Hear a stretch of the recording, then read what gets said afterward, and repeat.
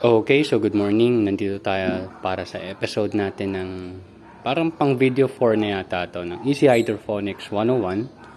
At pang-apat na batch na natin ito. So meron tayong lima out of 6 na sobra na pwede nating ilipat. So meron na akong mga plastic bottle dito. So puputulin ko lang naman yan dito, ibabaliktad, tapos ilalagay natin yung ating mga seedlings. So ngayon, kakatimpla ko lang 1 liter ng tubig. Nilagay natin ng 3 ml ng Master Blend solution. Itong solution na to is 25 grams ng calcium nitrate tapos 100 ml ng tubig.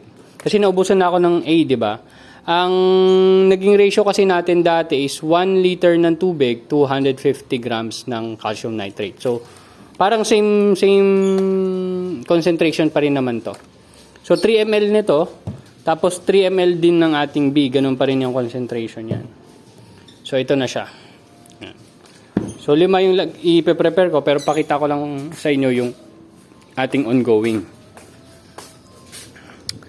Ito ay yung tinanim natin noong October 5. Hindi basa, pero ito October 5. Ito, tama ba ng trips to? Parang may trips na rin kagad siya. Anyway. Tapos ito naman is noong September 21. Tapos itong kabila ay September 28. So ayan. So kailangan ayusin ko to. Siguro yung ilalagay natin panibagong batch is hindi na dito sa location na to.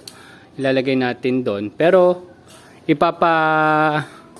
acclimate ko muna siya dito. So ita-transfer ko siya dito. Tapos the next day or mamayang hapon, nililipat natin siya doon sa taas. Yan. Kasi may mga trips na doon eh.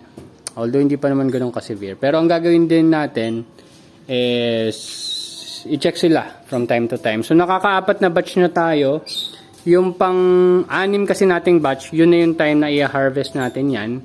And hindi ko pala napakita sa inyo kung pwede na nating i-refill. Nakakadalawang refill na ako dito eh. So far. So ayan. Meron pa naman. So pwede niyo siyang i-refill hanggang dito siguro sa ilalim ng dito yan diyan. Para hindi lahat ng ugat ay nakasubmerge sa tubig. Para may passive aeration siya or oxygen. Ayan. Pakita ko sa inyo ugat. Haba na yan, abot na yan hanggang sa ilalim ng ating container. So ayan. So goods naman, lumalaki, 'di ba? Kita niyo naman. Although may trips, yun lang. Okay, so yun lang naman update natin sa inyo ngayon, and siguro after 5 days yung next batch natin.